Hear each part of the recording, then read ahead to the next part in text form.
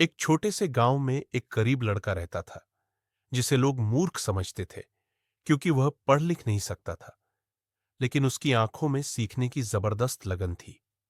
वह गांव के बुजुर्गों से ज्ञान प्राप्त करता, किसानों से खेती के गुर सीखता और लोहार के काम को ध्यान से देखता।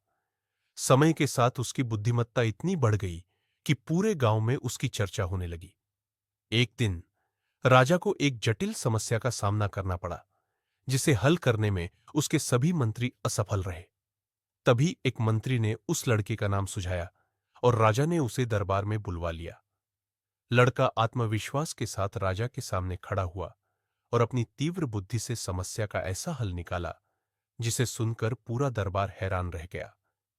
राजा उसकी बुद्धिमत्ता से इतना प्रभावित हुआ कि उसे अपना मुख्य सलाहकार बना लिया। जो लड़का कभी गांव में उपेक्षित था, वह अब पूरे राज्य में सबसे सम्मानित व्यक्ति बन चुका था। लेकिन उसने अपनी जड़ों को नहीं भुलाया।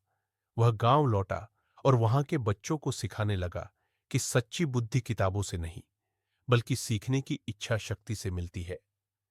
यह कहानी हमें सिखाती है कि अगर सीखने का जुनून हो तो कोई भी अपनी तकदीर बदल सकता है।